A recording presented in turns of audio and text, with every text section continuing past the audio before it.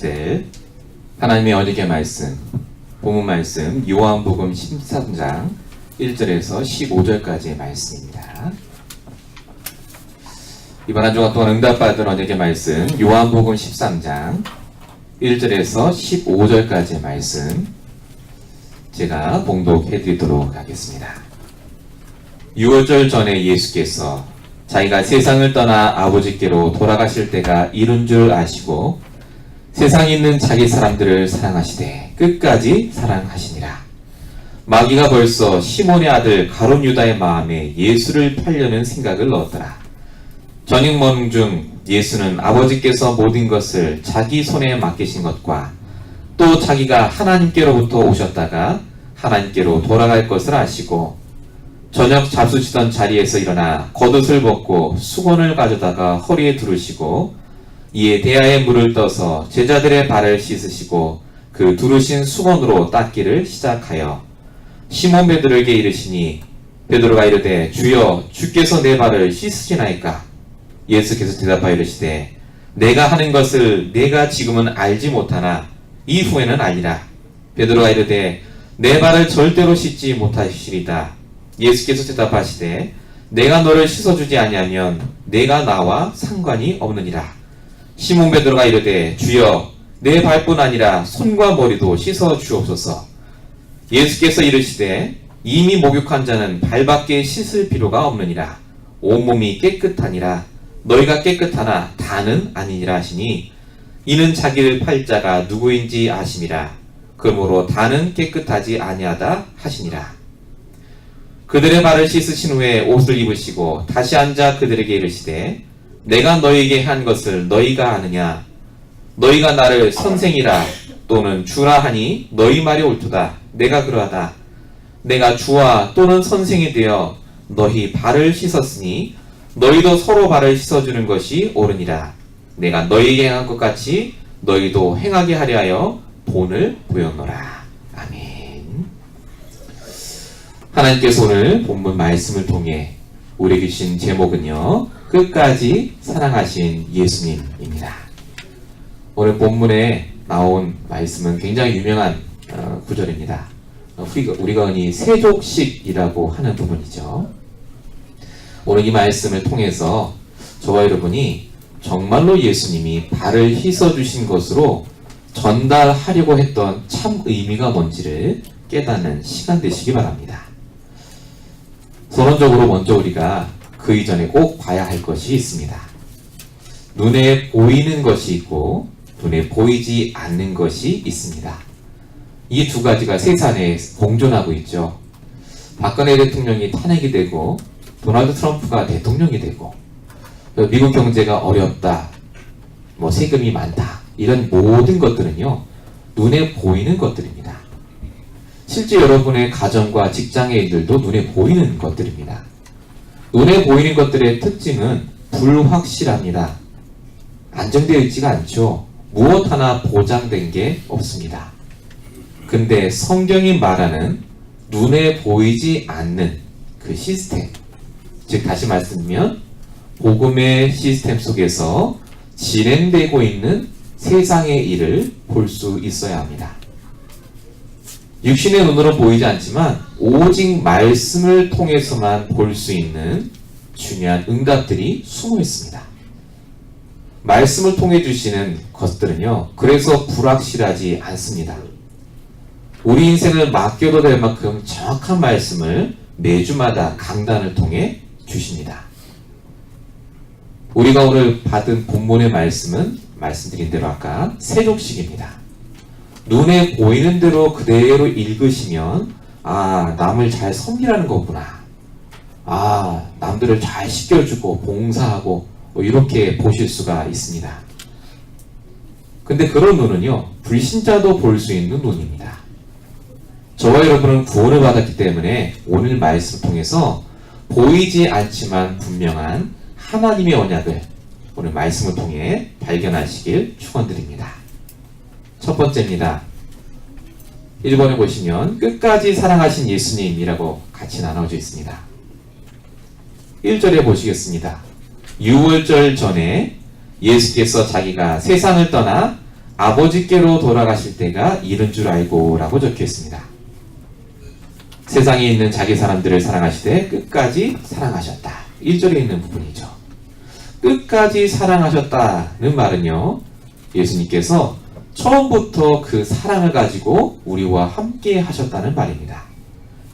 창세기 1장 27절 28절에 보니까 하나님이 인간을 사랑하셨다는 증거로 하나님의 형상대로 사람을 지으시고 그 사람에게 모든 걸 다스리고 정복하는 축복을 주셨습니다. 사람이 뭔가를 한 게 아니라 하나님이 모든 걸 주시고 하나님이 인간을 사랑해서 모든 걸 다스리도록 하셨습니다. 하나님을 우리가 섬기는 게 아니라 그래서 섬길 수 있는 힘도 주시고 우리가 하나님을 사랑하는 것이 아니라 사랑할 수 있는 마음도 하나님이 주십니다. 왜 그렇습니까? 요한일서 4장 7절에 보니까 사랑의 정의에 대해서 이렇게 표현되어 있습니다. 사랑은 하나님께 속한 것이니 사랑하는 자마다 하나님으로부터 나서 하나님을 안다라고 적혀 있습니다. 사랑의 하나님, 우리가 이렇게 얘기하는데요. 그 정확한 뜻은 바로 구원을 말합니다. 하나님의 사랑은 곧 구원을 가리키기 때문에 모든 사람이 이 하나님의 사랑, 즉 복음과 구원 안에 있길 원하시는 것이 진정한 하나님의 사랑입니다. 얼마나 우리를 사랑하시느냐. 디모데전서 2장 4절. 하나님은 모든 사람이 구원을 받으며 진리를 아는 데 이르기를 원하신다 라고 적혀 있습니다. 모든 사람이 이 복음을 알기를 원하십니다. 그리고 이 복음 안에서 하나님의 사랑을 체험키를 원하십니다. 그래서 요한일서 4장 8절에는 하나님은 사랑이라고 적혀 있습니다. 인간이 생각하는 그 사랑을 말하는 것이 절대 아닙니다. 복음이 아니면 안 되는 이 시간에 우리를 부르시고 우리를 위해서 영원전에 예비하신 이 복음을 깨닫게 하신 그 축복을 말합니다. 이렇듯 우리를 하나님께서 처음부터 우리를 사랑하시고 구원하기로 작정하셨는데 이 사랑을 떠나게 한 존재가 바로 창세기 1장 2절에 써있는 흑암, 혼동, 공업라고 표시되어 있는 바로 사단, 마귀, 귀신입니다. 이 영적인 존재가 우리로 하여금 하나님의 사랑에서 떠나서 인간의 사랑에 갈급하게 만들고 사람들의 사랑에 갈급하게 만들어서 하나님의 말씀과 복음을 떠나게 만들었습니다. 로마서 3장 23절. 모든 사람이 죄를 범하였으며 하나님을 떠난 죄를 말하죠. 하나님의 영광에 이르지 못했다. 하나님의 사랑을 깨닫지 못하고 하나님이 주시는 말씀을 들어도 윤리적으로 도덕적으로 깨닫지 진짜 그 말이 말하는 그리스도만 모르는 시대가 되어버렸습니다. 그로 인해 사람이요 열심히 살고 정말로 성실하게 사시는데 성경은 뭐라고 얘기하느냐. 자기가 원하는 대로 살고 결국 진노의 자녀로 죄악과 저주를 당할 수밖에 없는 자리에 있다라고 표현하고 있습니다. 에베소서 2장 3절이죠. 우리의 육체의 욕심을 따라 지내고 마음에 원하는 것을 하는 본질상 진노의 자녀라고 세상 사람들을 정의하고 있습니다. 이것이 하나님을 떠난 사람들의 상태고요. 교회를 다녀도 복음을 모르고 다니시면 종교 생활하는 분들의 상태입니다. 만족하지 않고 충분하지 않습니다. 예수님의 사랑에 충분하지가 않아요. 뭔가 다른 응답을 받아야 될 것 같고 내 자신 문제가 해결돼야 될 것 같고 하나님께 빌긴 비는데 꼭 다른 종교에서 빌듯이 하나님께 우상 숭배하듯 비는 것이 바로 지금의 현실입니다. 하나님의 사랑을 오해하면 그래서 종교적으로밖에 해석하지 않습니다. 마태복음 18장에는요. 심지어 3년 동안 예수님을 따라다닌 제자들도 예수님께 천국에 가면 누가 더 클까요? 라고 물어보는 장면이 나옵니다. 예수님은 3년 동안 복음을 얘기했는데 이 제자들은 그 복음을 가지고 내가 나중에 예수님 옆에서 한 자리를 하겠다는 육신적인 생각을 하고 있었습니다. 그래서 하나님께서는 그 사랑을 실천하기 위해서 이 땅에 그리스도를 보내셨습니다. 요한복음 3장 16절입니다. 하나님이 세상을 이처럼 사랑하사 독생자를 주셨으니 이는 그를 믿는 자마다 멸망하지 않고 영생을 얻게 하려 하심이라. 너무나 잘 아는 말씀이시죠. 근데 이 말씀의 뜻을 잘 아셔야 됩니다. 하나님께서 우리를 다시 하나님의 형상으로 회복하기 위해서 창세기 3장에 하나님 떠난 문제, 죄와 저주의 문제, 사단의 문제에 묶인 우리를 건지시기 위해서 이 땅에 그리스도로 오셨습니다. 그리고 오늘 1절에 보시면 6월절 날이라고 적혀있죠. 6월절 날이 무슨 날입니까? 옛날에 애굽 땅에서 6월절 날, 그날 어린 양의 피를 문지방에 바르는 그날, 죽음의 천사가 넘어간 그날을 기념하는 날이 바로 6월절이었습니다. 예수님이 십자가에 돌아가신 날이 바로 6월절입니다. 그 절기에 돌아가셨어요. 성경은 정확하게 오직 복음만, 오직 그리스도만 말하고 있습니다. 윤리의 책이 절대 아닙니다. 도덕적인 책도 아닙니다. 교훈의 책도 아닙니다. 성경은 오직 그리스도에 대해서만 말하고 있습니다. 요한복음 5장 39절. 너희가 성경에서 영생을 얻을 줄 생각하고 성경을 연구하거니와 이 성경이 곧 내게 대하여 그리스도에 대하여 증언하는 것이라 라고 적혀 있습니다. 그 구원의 하나님, 사랑의 하나님이 지금 저와 여러분과 함께하고 계십니다. 날마다 6월절에 피를 바르며 오직 복음으로밖에 해결 안 되는 우리 세상 현장에서 구원받기를 원하십니다. 하나님이 나를 끝까지 사랑하시는 게 맞습니까? 이번 주에 정말 체험해 보시기 바랍니다. 끝까지 사랑하신다는 증거로 하나님이요, 오직 예수가 아니면 안 되는 영적인 문제를 우리 개인에게 다 남겨놓으셨습니다. 큰 교회 다니면 해결되는 문제가 아닙니다. 열심히 하나님께 빌면 해결된 문제가 아니라 오직 예수로 충분한 상태 속에 들어가야 해결될 그 문제를 우리에게 남겨놓으셨어요. 그래서 우리가 오늘도 끝까지 우리를 버리지 않고 사랑하시는 그 하나님의 말씀 속에 들어가시는 시간 되시길 바랍니다. 히브리서 13장 5절에는 내가 결코 너희를 버리지 아니하고 너희를 떠나지 아니래라 라고 분명히 적혀져 있습니다. 오늘도 하나님 만나는 길 되시고 죄와 저주를 끝내시고 사단의 권세를 박살내신 그 그리스도를 하나님의 능력으로, 하나님의 사랑으로 체험하시고 한 주간 동안 응답받으시는 귀한 한 주 되시길 축원드립니다. 두 번째입니다. 1절에 하나님의 사랑에 대한 얘기가 나왔습니다. 분위기가 좋죠. 끝까지 사랑하셨다. 근데 느닷없이 2절에 보십시오. 마귀가 그렇게 써 있습니다. 마귀가 벌써 시몬의 아들 가룟 유다의 마음에 예수를 팔려는 생각을 넣었더라 라고 적혀 있습니다. 하나님이 우리를 끝까지 사랑하는 걸 마귀가 제일 잘합니다. 우리가 오직 예수 속에 들어가는 걸 누가 제일 잘하느냐? 이 눈에 안 보이는 사단이 압니다. 그래서 사단은 우리의 틈을 노립니다. 가룟 유다가 예수님을 배반하는 것은요, 요한복음 6장 70절에 이미 예수님이 예언한 장면입니다. 아, 그렇구나 라고 넘어갈 게 아닙니다.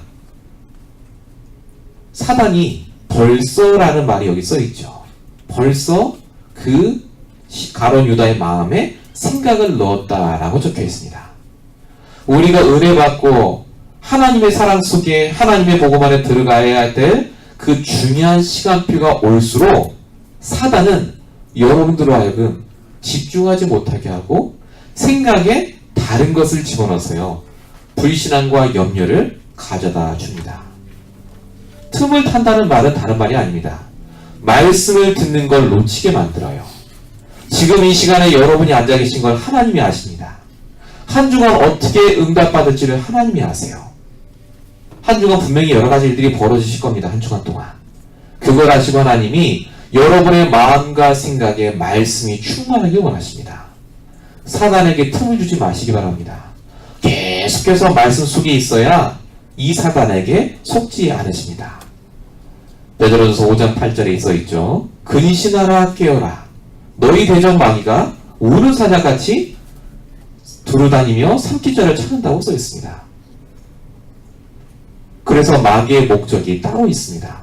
고린도서 4장 4절에 믿지 아니하는 자들의 마음을 혼미케 한다. 뭘 믿지 않습니까? 말씀을 믿지 못하게 해요. 말씀을.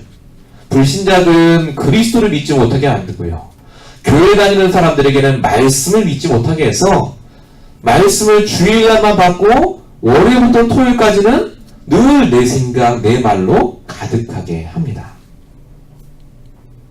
오늘 본문의 8절에 베드로가 말하는 장면을 보시면요. 내 발을 절대로 씻기시지 못합니다. 예수님께 이렇게 얘기하는 장면이 나옵니다. 다 아시다시피 발을 씻기는 건 종들이 하는 짓입니다. 절대 안 합니다. 근데 그 종이 하는 짓을 왜 주님이 하십니까? 라고 지금 말하는 장면입니다. 굉장히 도덕적이고 겸손한 말 같은데요. 이 베드로가 말씀을 놓치니까요. 자기의 경험과 자기의 가치관에 의지해서 지금 예수님께 말하는 겁니다. 예수님이 안 씻기면 안 돼요. 예수님이 발을 씻기는 것이 뭔지를 몰라서 그렇습니다. 지금 예수님이 8절에요. 대답을 하세요. 뭐라고 하십니까? 지금 종이 씻겨주는 그 일을 해서 내가 겸손하게 너에게 겸손한 걸 알려주기 위해서 하는 것이다 라고 한 게 아니에요. 8절을 보십시오. 내가 너를 씻어주지 아니하면 네가 나와 상관이 없다 라고 합니다. 발을 씻는 것은요. 바로 죄 씻음을 말합니다.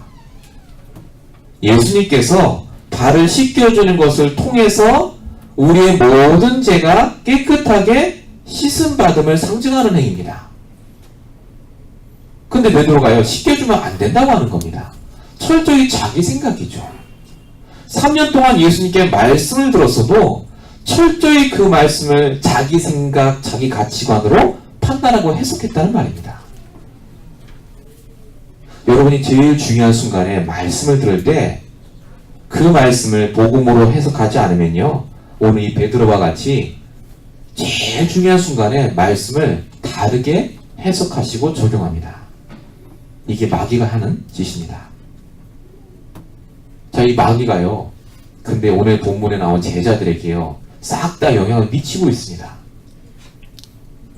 마태복음 20장 21절에 보시면요. 지금 이 세독식 하기 전에 있었던 일입니다. 세베대의 아들, 세베대의 어머니, 즉 야고보와 요한의 어머니입니다. 세베대의 어머니. 이 어머니가 예수님께 부탁합니다. 예수님이 예루살렘에 들어가시거들랑 우리 두 아들을 좌우에 한 자리씩 해달라고 청탁을 해요. 그 장면이 나옵니다. 그만큼 예수님이 왜 예루살렘에 입성하셔서 발을 씻기시고 제자들과 마지막 만찬을 하시고 십자가에 달리시는지 그 이유를 몰랐습니다. 머릿속에 지금 다른 생각이 가득했어요.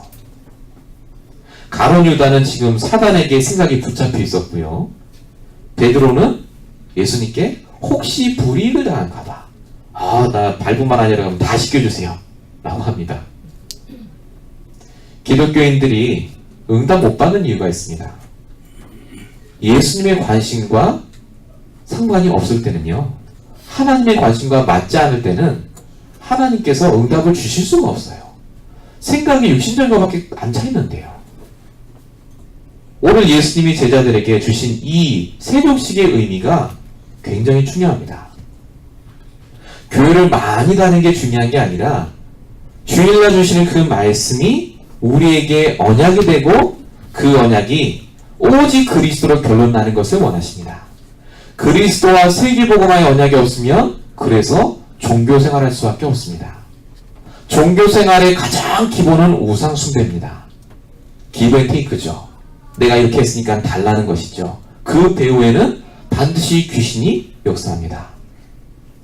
고린도서 10장 20절 물은 이방인이 제사하는 것은 귀신하는 것이다. 제사 지내는 사람이 있구나. 아닙니다. 복음 모르고 교회 오시고 신앙생활 하시면요 똑같이 될 수밖에 없습니다. 구원은 받으셨지만 힘들게 신앙생활할 수밖에 없습니다. 그래서 3절에 예수님이 이 마귀의 전략에 속지 않을 방법을 알려주셨습니다. 3절에 보시면 예수는 아버지께서 모든 것을 자기 손에 맡기신 것을 알고 계셨다라고 적혀 있습니다. 지금 마귀의 계략에 속아서 예수님이 가룟 유다에게 팔려가는 게 아닙니다. 예수님은 이미 말씀을 통해 이렇게 될 줄 알고 계셨습니다. 모든 것이 하나님의 말씀 성취 속에 문제가 오는 것이고 그 속에 답이 온다는 것을 알고 있었습니다. 어떻게 마귀에게 안 속습니까? 저와 여러분은 세상에 살기 때문에 속을 수밖에 없어요. 육신적인 거 생각할 수밖에 없습니다. 근데 딱 한 가지 방법이 있습니다. 우리가 말씀 안에 있으면 속지 않아요. 말씀 안에서 문제를 보게 되고 말씀 안에서 유일한 답 대신 그리스도를 붙잡게 됩니다. 그래서 하나님은 매주마다 강단을 통해서요, 여러분이 한 주간 살아갈 걸 아시고 미리 답을 주세요. 그게 성취될 말씀이라고 하는 겁니다. 성경에 증거가 있습니다. 창세기 18장 17절에 보면요, 여호와께서 이르시되 내가 하려는 것을 아브라함에게 숨기겠느냐라고 적혀 있습니다. 아브라함이 말씀 속에 있으니까요, 하나님이 소돔 고모라를 멸망시키시는 것도 미리 알려주십니다. 저와 여러분에게 그래서 재앙 저주 문제가 오는 게 아니라 말씀 속에 있으면 재앙 저주 문제가 아니라 그게 축복의 발판으로 바뀝니다. 최고로 복음 깨달을 기회로 바뀝니다. 지금 예수님이 제자들을 불러놓고 너희들도 나처럼 발 씻겨줘라 그 말하는 게 아니라니까요. 지금 예수님은 하나님이 주신 그 복음을 제자들에게 눈에 보이도록 적용하고 계십니다. 3번입니다. 예수님의 가르치심입니다. 그러면 도대체 발을 씻기시는 것이 무엇인지를 정확하게 아셔야 되겠습니다. 발을 씻기신 것이 무엇이냐? 5절에 보십시오. 이에 대하여 물을 떠서 제자들의 발을 씻기시고 그 두르신 수건으로 닦기를 시작하셨다. 보시면 예수님이 참 겸손하시게 섬기라고 이렇게 하시는구나 라고 하시는데, 그게 아니라 아까 말씀인 대로 죄를 깨끗하게 씻어내는 것을 상징적으로 보여주는 것이 첫 번째 의미입니다. 히브리서 9장 14절에 그리스도의 피가 어찌 너의 양심을 죽은 행실에서 깨끗하게 하고 라고 써 있고요. 요한일서 1장 7절에는 예수의 피가 우리를 모든 죄에서 깨끗하게 하실 거라고 적혀져 있습니다. 세례식도 그렇고요. 성경에 나오는 물은 그리스도의 피를 상징합니다. 그 물로 발을 씻김으로써 모든 것을 하나님께서 이미 끝냈다는 것을 알려주고 계십니다. 그래서 이 본문을 해석할 때 구제나 선행 봉사가 아니라요, 오직 그리스도의 피만이 우리의 죄를 깨끗하게 해결해 줄 수 있다는 말입니다. 더 간단하게 말씀드리면요, 아무리 사람이 세족식하고 사람 발 씻겨주고 하셔도 그때뿐이지 지나고 나면 또 그 사람을 미워할 수밖에 없습니다. 사람이 발을 씻겨주는 게 의미가 있는 게 아니라 예수님이 발을 씻겨주신 것이 의미가 있는 겁니다. 우리가 지지난주 미랄에 대한 얘기를 같이 나눴을 때도 마찬가지입니다. 하늘의 미랄이 떨어진다는 말을 내가 죽으면 된다는 말로 오해하시는데 절대 그게 아닙니다. 예수님이 미랄에 되셔 죽으셔서 의미가 있는 거지요. 그 예수님이 나와 함께 하실 때 내가 봉사하고 헌신하는 게 의미가 있다는 말이지, 내가 미랄에서 죽고 내가 발을 씻겨주니까 하나님 축복하시고 그 말이 절대 아닙니다.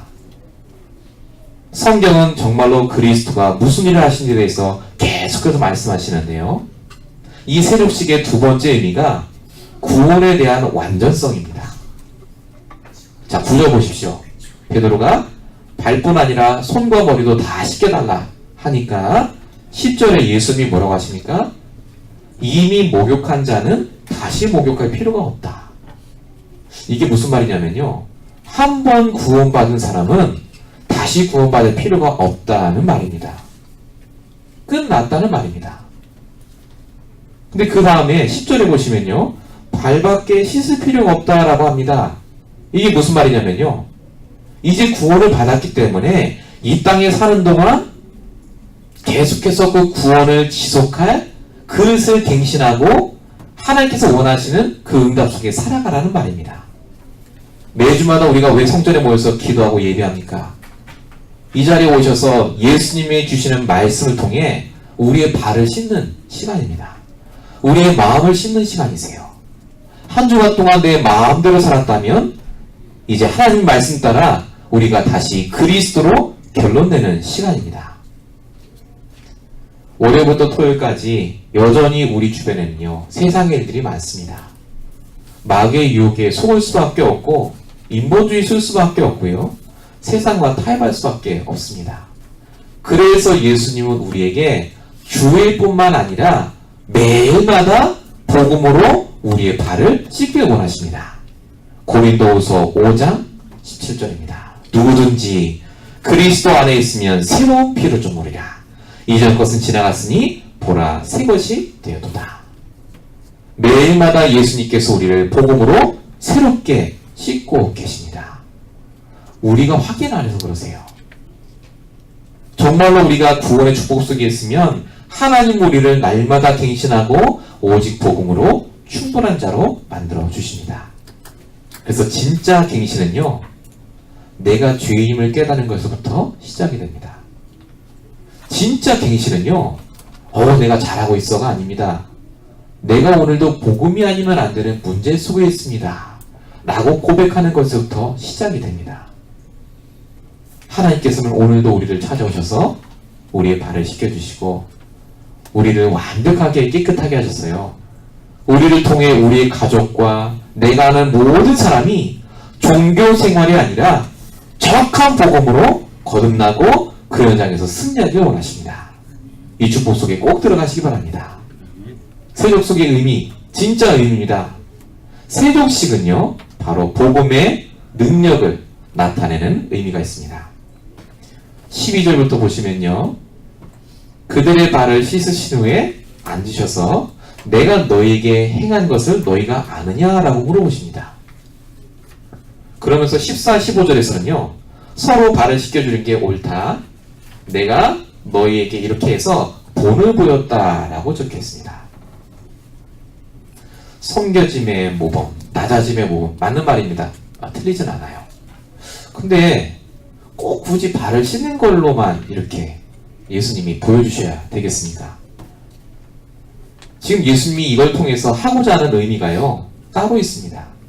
우리의 죄를 씻음 받았다. 우리가 받은 구원은 완전하다. 그리고 또 한 가지가 있습니다. 앞에 두 가지가 되시면요, 요 마지막이 돼요.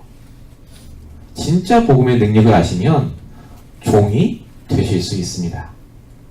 사람의 발을 씻어줄 수 있으세요. 사람 관계가 걸리지 않습니다. 왜 내가 나를 못 죽이고 왜 내가 나를 컨트롤하지 못하겠습니까? 내가 누구인지를 잘 몰라서 그렇습니다. 내가 하나님께 구원받을 수밖에 없는 죄인에서 하나님의 자녀로 바뀌었는데요. 이 복음의 능력을 내가 갖고 있는데 그 사람 한 사람을 살리기 위해서 왜 내가 그 사람의 발 하나 못 닦아주겠습니까? 사장님이 직원들을 어깨에 주물러주고 발을 닦아준다고 해서 뭐라고 할 사람 아무도 없습니다. 그 사람의 신분 자체는 사장이에요. 하는 일을 통해서 그 사람이 하는 의도가 있습니다. 더 직원들과 가깝게 지내기 위해서, 더 직원들을 사랑하기 위해서 그런 거죠. 복음 가진 우리가 진짜 복음의 능력을 날마다 체험하고 있다면 어떤 사람도 감당하고 수용하고 포용할 수 있습니다. 용서하라, 섬기라는 말이 아닙니다. 이유가 하나입니다. 그 사람이 정확한 복음을 들어야 되기 때문에 그렇습니다. 그래서 그 사람을 도와주고 섬기는 거지, 우리가 신분이 낮고 우리를 낮추고 그 말이 아닙니다. 하나님께서는 우리가 이 복음의 능력 가지고 모든 사람을 살리길 원하십니다. 이게 세족식의 의미입니다. 진짜 복음 가진 자는요, 그래서 종이 될 수도 있고 주인이 될 수도 있습니다. 높아질 수도 있고 낮아질 수도 있어요. 이 복음의 능력을 하나님께서는 우리에게 주셨는데요, 그걸 사랑으로 다시 말씀하고 계십니다.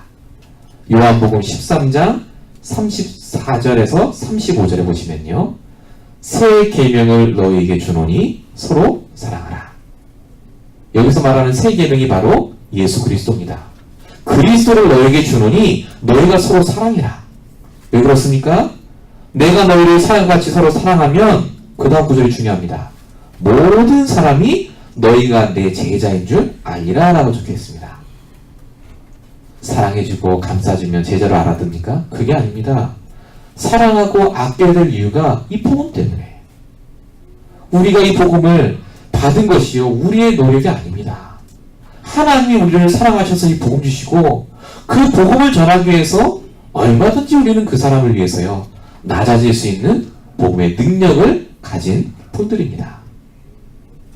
그래서 성경 마태복음 10장 8절에는요 너희가 거저 받았으니 거저 주라고 써 있습니다. 하나님께서 끝까지 우리를 사랑하신 이 복음을 우리가 갖고 있습니다. 그래서 우리가 다른 사람의 발을 씻겨줄 수 있는 겁니다. 여러분 세족식을요 저도 많이 해봤습니다. 근데 그 세족식 하는 날이 따로 있어요. 꼭 이런 본문 나올 때 한번 합니다. 중요한 건 나머지 365일 중에 단 하루만 그걸 하시고 나머지 날은 안 하시잖아요. 정말로 예수님이 그 세족식 세레모니를 하라고 이걸 붙이신 것 같습니까? 절대 아닙니다. 365일 우리는 그 일을 할 수가 있습니다. 복음 때문에. 정말로 여러분이 알고 있는 복음의 능력이 어떤 사람을 살릴 수 있는 능력이 있다는 걸 알고 계시다면요. 우리가 그 사람을 위해서 봉사하고 헌신하고 하는 것들이요. 절대 아깝지가 않습니다. 우리가 이걸 할 때 모든 사람들이 너희를 알고 그리스도의 제자인 줄 알게 될 것이다. 결국 그리스도를 전달하기 위해서 이번 한 주간 동안 이 축복을 꼭 누리시길 바랍니다. 결론입니다. 그러면 이번 한 주간 동안 우리가 어떻게 응답받아야 되겠습니까? 이번 한 주간 동안 실천사항이십니다. 첫 번째로요. 끝까지 사랑하셔야 할 사람과 현장을 찾아보시기 바랍니다. 예수님이 우리를 끝까지 사랑하셔서 이 LA에 우리가 살 줄 아시고 지금 이 자리에 우리가 오실 줄 아시고 오늘 이 말씀을 주고 계십니다. 그렇다면 오늘도 우리가 끝까지 사랑해야 될 사람과 현장이 있습니다. 그 현장에서 말씀을 전하시고 말씀을 누리시고 오직 이 말씀 안에 행복한 그 시간을 가지셔야 할 줄로 믿습니다. 오늘의 말씀입니다. 오늘의 말씀이 없다면 우리는요 절대 사람한테 고개 안 숙입니다. 우리가 얼마나 자존심이 센데요. 맞습니다. 근데 복음을 위해서 하나님이 주신 그 기회를 놓치지 않는 그 응답을 이번 한 주간 동안 꼭 누리셔야 되겠습니다. 두 번째로요. 사단에게 속지 않을 말씀을 붙잡으셔야 되겠습니다. 말씀을 붙잡는다는 말은 아주 간단합니다. 말씀을 생각하면 됩니다. 말씀만 생각하시면 됩니다. 이걸 다른 말로 정시 기도라고 합니다. 내가 뭐가 부족하고 뭐가 필요하고 그 기도 필요합니다. 근데 정말 중요한 기도는요. 정시 기도가 되셔야 됩니다. 오직 말씀에 집중하고 그 말씀으로 내 문제, 내 인생의 문제를 답을 얻는 시간. 즉 오늘의 기도 시간이죠. 그 시간이 반드시 있으셔야 합니다. 마지막 세 번째로요. 이제 정말로 여러분이 오늘의 전도를 회복하시기 위해서 불신자 살릴 그릇도 준비하셔야 되겠습니다. 이 그릇이 뭡니까? 우리의 언어, 우리의 성격, 우리의 인격 말이요. 전부 불신자가 보고 있는 것들입니다. 불신자들은 우리가 예수를 잘 믿는 걸 보지 않습니다. 우리의 겉모습을 보죠. 그래서 성경에도 마태복음 5장 16절에 뭐라고 써있냐면요. 너희의 빛이 사람 앞에 비치게 하여 그들로 너희 착한 행실로 보고 하늘 아버지께 영광을 돌리게 하라 라고 적혀있습니다. 복음을 갖고 있기 때문에 이제 착한 행실이 의미가 있어요. 내가 복음을 갖고 있기 때문에 이제 합리적으로 도덕적으로, 사회적으로 사람들 앞에, 하나님 앞에 쓰임받는 그 자리에 우리가 가게 됩니다. 이 결론의 1, 2, 3번을 한마디로 말씀드리면 복음 개인화입니다. 저희가 매주마다 수요일, 금요일, 주일마다 모여서 예배를 드리는 이유가 바로 이 말씀을 복음적으로 해석하고 그 복음의 말씀을 내 걸로 만들기 위해서 매주마다 모이고 계십니다. 이 축복을 받은 저와 여러분이 이제 본격적으로 응답을 받을 시간표가 오고 있습니다. 2017년 어마어마한 응답이 기다리고 있습니다. 근데 중요한 건요, 지금 오늘 내가 어떤 말씀 위에 서 있는가가 가장 중요합니다. 여러분의 계획과 여러분의 생각이 중요하지 않다는 말이 아닙니다. 근데 그 위에 서 계시면요, 반드시 나도 모르게 불확실한 미래를 맞이하시게 됩니다. 말씀 위에 서 계시기 바랍니다. 세상이 끝나도 절대 없어지지 않을 이 하나님의 언약의 말씀에 이번 한 주간 동안도 맡기시고요, 응답 받으시는 저와 여러분 되시길 예수님으로 축원드립니다. 우리 시간에요, 같이 1분간만 우리 받으신 말씀 잠깐 생각하시면서요, 우리 잠시 기도할 때 하나님 정말로 이 시간 이 말씀이 나의 말씀이 되게 하시고 올바른 복음, 올바른 헌신과 올바른 봉사가 이루어질 수 역사달라고 우리 합심으로 함께 1분간만 같이 기도하겠습니다.